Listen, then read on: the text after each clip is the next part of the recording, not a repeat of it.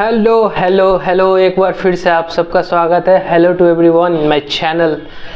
तो कल के लेक्चर में हम लोग क्या कर रहे थे, ब्लड एंड ब्लड सेल्स के बारे में। बेसिकली ब्लड से पहले हम लोग फ्लूइड के बारे में पढ़ रहे थे कि हमारे बॉडी में कितना परसेंट फ्लूइड हमारे वेट के अकॉर्डिंग प्रेजेंट होता है। हमारे या कोई भी पीडिया हो गया या इन्फेंट हो गया या ओल्ड एज पीपल हो गया, कितना परसेंट ब्लड प्रेजेंट होता है। तो ठीक है, इसी पे हम लोगों ने कवर किया था कल। और एक क्वेश्चन दिया था इतू सा, एक ही बच्चे ने बनाया चलो अप्रिशिएट करता हूँ उनको जिन्होंने बनाया। बाकी आप लोग लगता है वीडियो देखते नहीं हो। चलो तो मैं बता देता हूँ, मेरा काम है बताना। 60 kg ओल्ड पीपल है, ये फर्दर मैंने क्वेश्चन अभी दोबारा लिखा है, ठीक है। 60 kg ओल्ड पीपल है। तो पहले तो मैं ये लिखूँ कि आंसर में क्या लिखूँ मैं, जो weight of old age people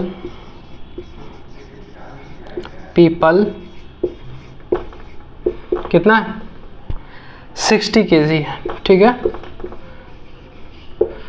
नीचे लिख दूँ मैं, we are considering people who is old. तो मैं ऐसे लिख दूँ, people is old, so we take, sorry मैं स्पेस दे दूँ थोड़ा सा, we take how much percent, 50% fluid of body weight, ठीक है। तो 50% फ्लूइड ऑफ बॉडी वेट, तो क्या है, बॉडी वेट कितना है, 60 kg। तो 50% क्या हो जाएगा, 50/100 मल्टीप्लाइड बाई 60 kg, क्या है 60 kg। तो 10 से 10 कैंसिल, 10 से 10 कैंसिल, कितना आ गया 30 लीटर। आप लोग को दिख रहा है 30 लीटर दिख रहा है, फ्रेम में आ रहा है पूरा अच्छे से, मैं चेक कर लूँ, हाँ ठीक है आ रहा है। तो 30 लीटर ये होगा इसका आंसर, 30 लीटर। एक चार्ट मैंने बताया था इससे पहले कि हमारे बॉडी में, जैसे बच्चे के बॉडी में जो न्यू बॉर्न होते हैं, न्यू नेट्स होते हैं, उनमें कितने परसेंट होते हैं body fluid, how much body fluid, 80%, या देन उसके बाद चिल्ड्रन में 70%, देन एडल्ट में 60%, देन ओल्ड एज में 50%। तो 50% how much, 50% of body weight, 50% of body weight, ठीक है। जितना भी वजन होगा उसका 50%, ठीक है। ये चीज़ हो गया, ये कल का होमवर्क था जो कि मैंने भी बता दिया, इसको एक्सप्लेन कर दिया। इसका आंसर 30 लीटर आएगा, 30 लीटर फ्लूइड प्रेजेंट होगा वो ओल्ड एज वाले अंकल के पास ठीक है ना। चलो फिर आगे हम लोग आज देखते हैं कंपोजिशन ऑफ ब्लड। ब्लड के कंपोजिशन के बारे में हम लोग आज पढ़ेंगे। तो ठीक है, मैं लिख लेता हूँ, बस 1 सेकेंड में मैं आया तुरंत लिख के। हाँ, तो मैं एक बार फिर से आ गया डेली में यही बात बोलता हूँ, बोर तो नहीं होते ना ये सब बात से, नहीं होना चलेगा, ठीक है। तो कंपोजिशन ऑफ ब्लड लिखा मैंने, ब्लड का क्या क्या कंपोजिशन होता है, स्पेलिंग बराबर है, चेक कर लेना, बता देना मेरे को। कंपोजिशन ऑफ ब्लड में 2 कंपोजिशन होता है, एक सॉल्वेंट एक सॉल्यूट। सॉल्वेंट और सॉल्यूट मैं इस तरह से आपको समझा सकता हूँ कि जैसे मुझे नींबू पानी घोलना है, नींबू पानी घोलना है तो नींबू पानी में मेरा जो पानी का जो क्वांटिटी होगा, पानी जो होगा उसको हम लोग सॉल्वेंट बोलेंगे, और नींबू को क्या बोलेंगे, सॉल्यूट बोलेंगे। मीन्स कि जो ज़्यादा मात्रा में होता है उसको सॉल्वेंट बोलते हैं, जैसे लिक्विड ज़्यादा मात्रा में है तो सॉल्वेंट बोलेंगे, और सॉल्यूट जो कम मात्रा में होता है उसको सॉल्यूट बोलते हैं, ठीक है। तो सॉल्वेंट, हमारा जो ब्लड है उसमें 2 कंपोजिशन होता है, सॉल्वेंट और सॉल्यूट। क्या होता है, सॉल्वेंट और सॉल्यूट। सॉल्वेंट बेसिकली कितना प्रतिशत होता है, 55। सॉल्वेंट कितना परसेंट होता है, 55%। सॉल्यूट कितना परसेंट होता है, 45% प्रेजेंट होता है। इस 55% में क्या क्या प्रेजेंट होता है, इस 55% में क्या क्या प्रेजेंट होता है। तो बेसिकली सॉल्वेंट में हमारा प्लाज्मा प्रेजेंट होता है, प्लाज्मा जो कि पानी है, ब्लड का पानी, पानी वही पानी। तो क्या ये 55% जो है पानी प्रेजेंट होता है, वाटर प्रेजेंट होता है। प्लाज्मा को हम लोग वाटर ऑफ ब्लड भी बोल सकते हैं, ठीक है। ये 55% सॉल्वेंट, प्लाज्मा का पानी, मतलब प्लाज्मा को ही पानी बोलते हैं, प्लाज्मा का पानी नहीं, प्लाज्मा या पानी का रूप जो प्लाज्मा है वो सॉल्वेंट में प्रेजेंट रहता है 55%, ठीक है। देन सॉल्यूट की तरफ बढ़ते हैं। सॉल्यूट जो होता है वो उसमें जितने भी blood cell, RBC, WBC, platelets, ये सारे सेल होते हैं, ये सारे सॉल्यूट में प्रेजेंट होते हैं। ब्लड के जितने सेल्स होते हैं ये 45% रेशियो में होते हैं, ठीक है। अब आगे हम लोग प्लाज्मा को डील करते हैं। ऐसे इसका एक डायग्राम में बना सकता हूँ।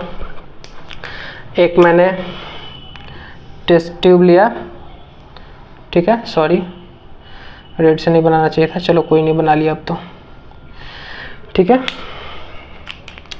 तो इसमें जो ये क्वांटिटी होगा मेरा इतना, ये हो गया आपका सेल, कुछ भी सेल, ये ऐसे मैंने बना दी, ठीक है। इसको ये हो गया मेरा ब्लड सेल्स हो गया ये, ठीक है, ब्लड सेल्स, ठीक है। और कितना परसेंट है ये? 45%, ठीक है। और ब्लू से ऊपर बना देता हूँ मैं, ठीक है। ये यहाँ तक, ये पानी पानी पानी पानी पानी पानी पानी पानी पानी हो गया। ये क्या हो गया? ये प्लाज्मा, प्लाज्मा, ठीक है। ये कितना परसेंट है? 55%, 55%, ठीक है। तो ये टेस्ट ट्यूब है। टेस्ट ट्यूब में मैंने एक अपना सैंपल निकाला है वेन से, ठीक है। वेन से निकालने के बाद मैंने इसको एक टेस्ट ट्यूब में डाला ब्लड को, वो उसके बाद सेपरेट होने के बाद जो हमारा, ये भी मैं क्लॉटिंग फैक्टर ये सब नहीं बता रहा हूँ, मैं इसके आगे बताऊँगा क्योंकि क्लॉटिंग फैक्टर भी प्रेजेंट होता है प्लाज्मा के अंदर। फिर वो फर्दर हम प्लाज्मा को अकेले में भी डिस्कस करेंगे। अभी फिलहाल हम पूरा ब्लड की बात कर रहे हैं। पूरे ब्लड में सॉल्वेंट और सॉल्यूट दोनों होता है, जिसमें सॉल्वेंट जो है सो हमारा प्लाज्मा है और सॉल्यूट जो है सो हमारा ब्लड सेल है। सॉल्वेंट का क्वांटिटी 55%, सॉल्यूट का क्वांटिटी 45%, ठीक है। अब फर्दर हम लोग प्लाज्मा को लेकर पहले चलेंगे। पहले प्लाज्मा का स्टडी करेंगे, फिर ब्लड सेल का स्टडी करेंगे। प्लाज्मा में क्या क्या, इनसाइड प्लाज्मा क्या क्या प्रेजेंट होता है। ऐसा तो नहीं कि ये सिर्फ पानी ही है, इसके अंदर और भी कुछ प्रेजेंट हो सकते हैं ना। तो ठीक है, फिर हम लोग प्लाज्मा को देखते हैं। इसको रब करके तुरंत मैं मिलता हूँ। हाँ, तो प्लाज्मा देखते हैं अभी। प्लाज्मा भी दो टाइप्स में है, सॉल्वेंट और सॉल्यूट में। प्लाज्मा, इससे पहले हम लोगों ने देखा कि ब्लड भी सॉल्यूट और सॉल्वेंट में होता है, जो कि सॉल्वेंट का क्वांटिटी 55% और सॉल्यूट का क्वांटिटी 45% होता है। सॉल्वेंट में प्लाज्मा आता है, सॉल्यूट में जितने भी ब्लड सेल्स है वो आते हैं। अभी हम लोग प्लाज्मा को देखेंगे। प्लाज्मा में सॉल्वेंट होता है 92% और सॉल्यूट होता है 8%। इसमें 92% जो है सो सिर्फ पानी है। जो बेसिकली जो आइटम होता है प्लाज्मा के अंदर वो सॉल्यूट 8% जो प्रेजेंट रहता है, उसमें ऑर्गेनिक और इनऑर्गेनिक, जिसमें कार्बन नहीं होते हैं और जिसमें कार्बन होते हैं, कार्बन एटम, ठीक है, कार्बन एलिमेंट, सॉरी। तो ये ऑर्गेनिक में हम लोग देखेंगे प्रोटीन, ग्लूकोज और हार्मोन। ऑर्गेनिक मतलब ये सारा हमारे ब्लड के अंदर प्रेजेंट होता है। जब भी हम लोग ब्लड टेस्ट कराते हैं, जो ब्लड का रिपोर्ट आप लोग देखते होंगे, तो उसमें ये सारा चीज़ मेंशन रहता है। प्रोटीन रहता है, ग्लूकोज रहता है, हार्मोन रहता है। फिर इनऑर्गेनिक में देखेंगे तो ये क्या है, सोडियम रहेगा, क्लोरीन रहेगा, पोटेशियम रहेगा, कैल्शियम रहेगा, ऐसा रहता है ना। तो वो क्या होता है, हमारे ब्लड के प्लाज्मा में ही ये सब प्रेजेंट होता है। ये सब कहाँ प्रेजेंट होता है? ब्लड के प्लाज्मा में ये सारा चीज़ प्रेजेंट होता है। ये जितने सब्सटेंस दिख रहे हैं, ये तो खैर पानी है, इसका तो कुछ स्टडी करना है नहीं। मेन जो बेसिक है 8% जो सॉल्यूट प्रेजेंट है, ऑर्गेनिक इनऑर्गेनिक, ये सबको हम लोग अच्छे से डिस्कस करेंगे आने वाले टाइम में। ये सारे इलेक्ट्रोलाइट्स के फॉर्म में होते हैं, इलेक्ट्रोलाइट्स बोलते हैं ये सबको, ठीक है। Protein, glucose, hormone, sodium, calcium, chlorine और पोटेशियम, ठीक है। ये सबको हम लोग देखेंगे आगे, फिर फर्दर अभी आगे देखेंगे। अभी प्लाज्मा का मेन दो टाइप्स है, ठीक है। ये कवर कर लिए हम लोग प्लाज्मा का दो टाइप्स। फिर हम लोग आगे बढ़ते हैं।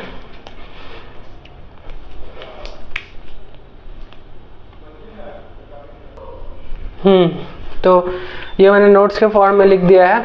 एक और एडिशनल चीज़ मुझे बताना है इसके बाद।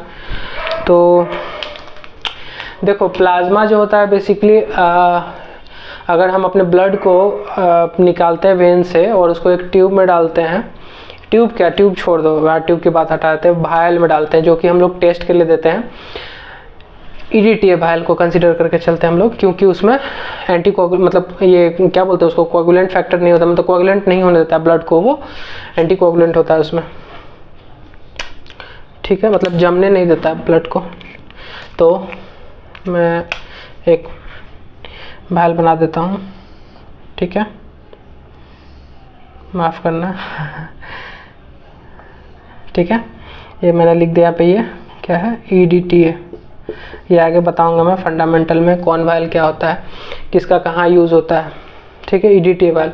तो इसमें मैंने अगर ब्लड को डाला अपना निकाल के, ठीक है, मेरा ब्लू मार्कर आज काम नहीं कर रहा है, तो इसमें मैंने ब्लड को अगर डाला निकाल के, तो इसमें क्या होगा, ये तो सारे क्या हो जाएंगे, सेल हो जाएंगे यहाँ पे, ठीक है, और ये सारे प्लाज्मा हो जाएंगे, ठीक है, प्लाज्मा, ये क्या हो जाएंगे, प्लाज्मा, ठीक है, और ये सेल हो जाएंगे यहाँ पे ब्लड के, ठीक है, सेल ऑफ ब्लड, ठीक है, ठीक है।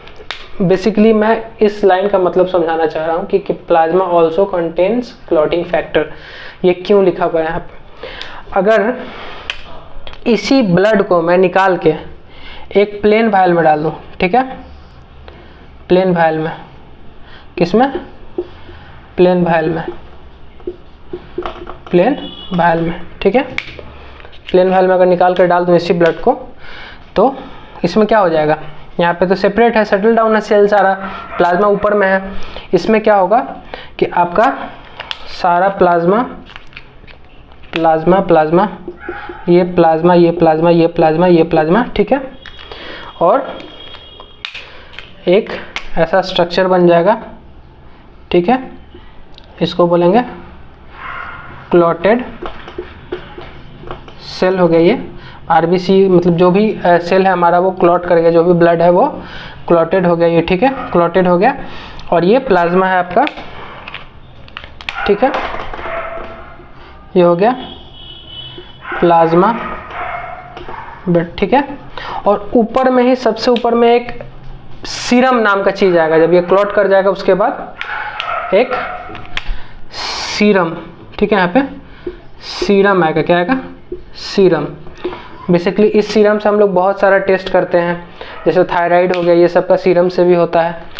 तो ये क्या बताना चाह रहा हूँ मैं कि प्लाज्मा के, ये सारा डायग्राम इतना जो मैंने मेहनत किया बनाने में, जो भी है जैसा भी बना माफ़ करना, ठीक है, परफेक्ट नहीं बना पाया या थोड़ा सा भी नहीं बना पाया सही से, जैसा भी बना माफ़ करना, समझने के लिए बना रहा हूँ, बस समझ में आए वो चीज़ मैटर करता है। अब सॉरी क्या करूँ, पड़ोसी है तो माफ़ करना जो भी हो, ठीक है।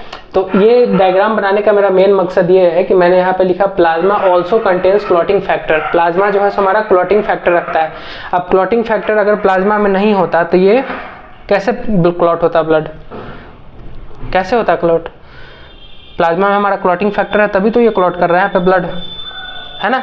तो मेन मेरा बताने का यही मकसद था, ठीक है, ये आप लोग नोट्स में डाल सकते हो। अब हम लोग प्लाज्मा का कंपोनेंट देखेंगे, प्लाज्मा के अंदर और क्या क्या प्रेजेंट रहता है। इससे पहले तो मैंने शॉर्ट में बता दिया, सॉल्यूट सॉल्वेंट, सॉल्वेंट सॉल्यूट करके, जैसे यहाँ पे साइड में बताया था ना कि इलेक्ट्रोलाइट्स हो गए, हार्मोन हो गए, ये सारा बताया था ना मैंने इधर साइड में, ठीक है। वैसे ही मैं पूरा इसको डिटेल में बता देता हूँ कि और क्या क्या चीज़ प्रेजेंट होते हैं प्लाज्मा में। तब तक के लिए आप इसको लिखो पॉज करके।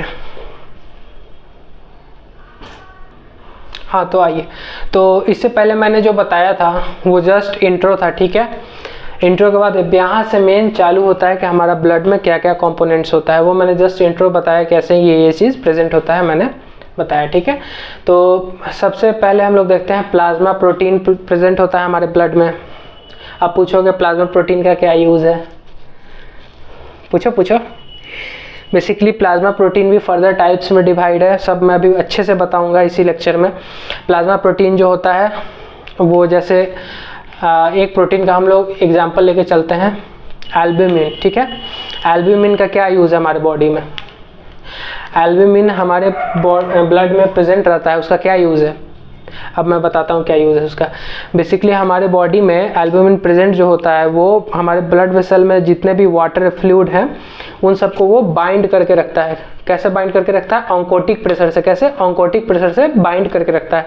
वो फ्लूइड को जो है वो वेन से या आर्टरी से बाहर नहीं जाने देता है। मतलब हमारा जो वेन और आर्टरी है वो तो सेमी परमिएबल है, अंदर बाहर आ जा सकता है वहाँ से वाटर, लेकिन वो क्या करता है, वही प्रेशर, ऑन्कोटिक प्रेशर के द्वारा जो हमारा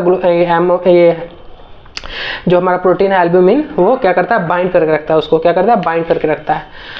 अब किसी में एल्बुमिन की कमी हो जाती है, तो एल्बुमिन की कमी जब हो जाती है तो उस प्रॉपर जिस एरिया में अगर वो एल्बुमिन की कमी हुई तो उस एरिया में क्या होगा, एडिमा हो जाएगा। क्या हो जाएगा? एडिमा। और वो अगर पूरे बॉडी में अगर कमी हो गई एल्बुमिन की, अगर हर जगह एडिमा हो गया तो उस टर्म को हम लोग बोलते हैं एनासार्का। क्या बोलते हैं? एनासार्का। होल बॉडी स्वेल कर जाता है एनासार्का में। ठीक है, चलो, तो उसके आगे फिर क्लॉटिंग फैक्टर होता है। क्लॉटिंग फैक्टर प्रेजेंट होता है। क्लॉटिंग फैक्टर बता ही दिया इससे पहले। इलेक्ट्रोलाइट्स प्रेजेंट होता है, बता ही दिया। इसको भी अच्छे से बताऊंगा, जितने भी इलेक्ट्रोलाइट्स है उसका क्या क्या यूज़ है और क्यों प्रेजेंट होता है हमारे बॉडी में। हार्मोन्स प्रेजेंट होता है, इसको भी बताऊंगा अच्छे से। गैसेज O2 CO2 तो ये तो रहता ही है, हेमोग्लोबिन के साथ ऑक्सीजन बाइंड करके घूमता है पूरे बॉडी में, चाहे कार्बन डाइऑक्साइड। ठीक है, मेटाबॉलिक वेस्ट भी प्रेजेंट होता है। ठीक है, तो पहला टॉपिक हम लोग लेके चलते हैं प्लाज्मा प्रोटीन। चलिए, ज़्यादा बोर नहीं करूँगा आप लोग को, तुरंत बताता हूँ मैं। चलिए, तो आइए, प्लाज्मा प्रोटीन नंबर 1 है टॉपिक। ठीक है, जो कि हमारा ब्लड के अंदर प्रेजेंट होता है। इस प्रोटीन में मैंने एल्बुमिन का आपको ओरली फंक्शन बता दिया कि क्या क्या है। ठीक है, जो कि एडिमा के बारे में था, एडिमा एनासार्का के रिलेटेड था, कि जो भी हमारे बॉडी फ्लूइड अंदर में प्रेजेंट होते हैं, अंदर इनसाइड वैस्कुलर मतलब वेसल्स के अंदर जो भी फ्लूइड प्रेजेंट होते हैं उन सबको क्या करता है, ये एल्बुमिन बाइंड करके रखता है, बाहर नहीं जाने देता है, भागने नहीं देता है इसको। जैसे मैं आप लोगों को अभी पकड़ के रखा हूँ बैठा के कि हाँ मेरे लेक्चर्स देखो, पढ़ाई करो, वैसे ही ये क्या करता है, बाइंड करके रखता है वाटर को। ठीक है, वेन से या आर्टरी से बाहर नहीं जाने देता है उसको। तो ये एल्बुमिन का फंक्शन है। ग्लोबुलिन हो गया, ये इम्यूनोग्लोबिन आप लोगों ने सुना होगा, कितने होते हैं आप लोगों ने पढ़ा है? इम्यूनोग्लोबुलिन कितने होते हैं? 5। गाम-दे, IgG, IgA, IgM, IgD, IgE। ठीक है, ये ग्लोबुलिन है। इसका डिफेंस मैकेनिज्म होता है हमारे बॉडी का, इसका भी मैं फंक्शन बताऊंगा प्रॉपर। फिर ये फिब्रिनोजन, ये भी प्रेजेंट होता है हमारे बॉडी में। फिब्रिनोजन क्यों प्रेजेंट होता है हमारे बॉडी में? क्यों प्रेजेंट होता है? कमेंट बताओ अगर पता है तो, नहीं पता तो सुनो। फिब्रिनोजन इसलिए प्रेजेंट होता है कि कहीं भी हमारा जो वेन है अगर वो रैप्चर कर गया या कहीं भी इंजरी हो गई हमारे वेन में, तो हमारे ब्लड में भी क्लॉटिंग फैक्टर जो होता है वो फिब्रिनोजन क्या करता है, वहाँ पे एक्टिव होके, ये बेसिकली एक्टिव फॉर्म में नहीं रहता है, एक्टिव होके वहाँ पे क्या करता है, वो क्लॉट करता है, उस एरिया को बंद करता है ताकि हैमरेज ना, मतलब ब्लड बाहर ना निकले वहाँ से, उस एरिया से, उस वेन से। ठीक है, तो ये तीनों हैं प्लाज्मा प्रोटीन। प्लाज्मा प्रोटीन के बारे में आज डिस्कस तो सिर्फ एल्बुमिन के बारे पे ही हो पाएगा, क्योंकि फिर ज़्यादा टाइम लग जाएगा नहीं तो चलिए फिर बाकी कल के लेक्चर में हम लोग इसको करेंगे डिस्कस। आज एल्बुमिन तक ही रखते हैं इसको। ठीक है, एल्बुमिन बताता हूँ आप लोग को, तब तक के लिए आप लोग इसको देख लो एक बार। हाँ, तो आइए देखते हैं हम लोग। एल्बुमिन जो होता है हमारे प्लाज्मा प्रोटीन का पहला प्रोटीन है, जो कि एल्बुमिन है। ये सबसे ज़्यादा अबंडेंट नंबर होता है। ये मैं फर्दर पॉइंट लिखूंगा, अभी मैंने नहीं लिखा है क्योंकि मुझे वही चीज़ फिर से समझाना था जो इससे पहले मैंने समझाया। अभी मैं लिख के अच्छे से डायग्राम के साथ समझाना चाहता हूँ। ठीक है, तो इसके अंदर where is red marker, okay, तो इसके अंदर मान लो हमारा ये वाटर है। ठीक है, वाटर है विद ब्लड सेल्स। ठीक है, water with blood cells. Blood cells अलग रहता है, वाटर के अंदर ब्लड सेल नहीं रहता है, ब्लड सेल अलग रहता है। ठीक है, वो अलग इस पर ट्रैवल करता है। ठीक है, कंबाइन नहीं रहता दोनों। तो यहाँ पे ये हमारा वाटर प्रेजेंट है। ठीक है, और बाहर में भी ऐसे ऐसे कुछ वाटर प्रेजेंट होता है। ठीक है, और इसी के अंदर वेसल के अंदर हमारा ये एल्बुमिन भी प्रेजेंट होता है, ऐसे एल्बुमिन। ठीक है, एल्बुमिन। ठीक है, एल्बुमिन। यहाँ भी प्रेजेंट होता है एल्बुमिन, ठीक है। अब ये क्या करता है एल्बुमिन, पहले तो ये जान लेते हैं क्यों होता है। क्योंकि ये वाला जो हमारा वेसल है ये क्या है, सेमी परमिएबल है। क्या है, सेमी परमिएबल मीन्स कि ये एंट्री और एग्जिट दोनों अलाउ करता है, अंदर बाहर दोनों अलाउ करता है। तो ठीक है, देख लेते हैं हम लोग आगे। तो ये जो हमारा है यहाँ पे एल्बुमिन जो है ये क्या करता है, बाइंड कर लेता है। जो भी फ्लूइड यहाँ पे होता है उसको ये बाइंड कर लेता है और ये फ्लूइड को बाहर नहीं जाने देता है, बाहर नहीं जाने देता है। बाहर नहीं जाएगा तो बेनिफिट ये है कि बाहर में भी कुछ फ्लूइड है उसमें वहाँ पे ज़्यादा फ्लूइड डिपॉजिट हो गया तो फिर वहाँ पे एबनॉर्मल फ्लूइड ऑफ डिपोजिशन नहीं होगा, वहाँ पे एडिमा कॉज नहीं करेगा। अगर सारा फ्लूइड बाहर चला गया तो फिर तो हमारे अंदर फ्लूइड की कमी हो जाएगी और सारा जाके बाहर में कहीं डिपोजिशन हो जाएगा, तो वो तो फिर डिजीज़ हो गया ना, एडिमा या एनासार्का बोल सकते हैं उसको। अगर पर्टिकुलर कोई एरिया में होगा तो एडिमा हो गया, अगर होल बॉडी में हो गया तो एनासार्का बोलेंगे उसको, होल बॉडी स्वेलिंग, ठीक है। तो ये क्या करता है, ये जो छोटे छोटे एल्बुमिन है ये क्या करता है, albumin control the entry exit of water नहीं, फ्लूइड बोल सकते हैं, यहाँ नहीं लिखते हैं, ऑफ फ्लूइड बाय, ये मैं बार बार लिख रहा हूँ इसलिए बोर मत होना, याद होने के लिए लिख रहा हूँ कि आप लोग को याद हो जाए। ऑन्कोटिक प्रेशर, कौन सा प्रेशर, ऑन्कोटिक प्रेशर लगता है इस पर, ठीक है। एल्बुमिन के द्वारा जो हमारे फ्लूइड पे इनसाइड वेस्कुलर फ्लूइड जो वेसल्स के अंदर जो फ्लूइड प्रेजेंट है, हमारे एल्बुमिन जो प्रोटीन का पहला टाइप है उसके द्वारा जो फोर्स लगाया जाता है उसको रोकने के लिए अंदर में ही रहे, उस प्रेशर को हम लोग क्या बोलते हैं, ऑन्कोटिक प्रेशर, ठीक है। इतना आप लोग समझ गया तो कमेंट करो, इसको नोट डाउन करो, फिर मैं मिटा के आगे लिखता हूँ। तो ठीक है, इसको आप लोग जल्दी से लिख लो, नोट डाउन कर लो जल्दी से पॉज करके। वही जो बात मैंने बताया वही चीज़ है ये। If the number of albumin decreases, अगर एल्बुमिन का नंबर अगर डिक्रीज़ कर जाता है हमारे इंटरवेस्कुलर रीजन में, मीन्स कि इनसाइड ब्लड वेसल, तो क्या होता है, वाटर जो हमारा फ्लूइड जो है सो बाहर जाना स्टार्ट हो जाता है। जैसे बाहर जाना स्टार्ट होगा, कहीं भी एक पर्टिकुलर जगह पे अगर डिपॉजिट होगा तो डिपॉजिट होने के कारण क्या होगा, वहाँ पे एडिमा क्रिएट होगा। ये एडिमा अगर मान लो हमारे पूरे बॉडी में ऐसा एडिमा हो गया, मतलब हमारे पूरे बॉडी में हमारा जो एल्बुमिन की कमी हो गई, तो हमारा हर जगह जो है वो हर जगह का जो बॉडी का हर जगह का पार्ट क्या हुआ, वहाँ से अगर वाटर बाहर चला जा रहा है तो पूरा बॉडी स्वेल कर रहा है, तो उस टर्म को हम लोग एनासार्का बोलते हैं। एनासार्का, होल बॉडी स्वेलिंग, मतलब पूरा बॉडी सूज जाना, ठीक है, मतलब एडिमा हो जाना पूरे बॉडी में, उस टर्म को हम लोग बोलते हैं एनासार्का, ठीक है। इसको जल्दी से लिख लो, फिर आगे हम लोग बढ़ते हैं, 2-3 पॉइंट और लिखा देंगे एल्बुमिन के बारे में, उसके बाद दैट्स इट, आज के लिए इतना ही, ठीक है। इसको लिख लो जल्दी से। तो ठीक है, एक बार और देख लो इसको कि एल्बुमिन जो है सो ये मेजर प्लाज्मा प्रोटीन है। प्लाज्मा प्रोटीन में सबसे ज़्यादा रोल इसी का रहता है, 60% प्रेजेंट रहता है, बाकी 30% और 10%, 30% जो होता है ग्लोबुलिन होता है और 10% जो फिब्रिनोजेन प्रेजेंट होता है। सबसे ज़्यादा जो प्लाज्मा प्रोटीन कोई प्रेजेंट रहता है तो वो है एल्बुमिन। क्या है, एल्बुमिन, ठीक है। तो इट प्रेजेंट 4 ग्राम पर DL, इसका ये नॉर्मल यूनिट है। अगर इससे 4 ग्राम पर DL से अगर नीचे चला गया तो ये एडिमा कॉज कर सकता है हमारे बॉडी में, ठीक है। इससे 4 ग्राम पर DL ये हमारा नॉर्मल यूनिट है, इसको याद रखना है, ये सारे नोट्स में डाल लेना जो कि हमारे ब्लड वेसल में प्रेजेंट होता है, ठीक है।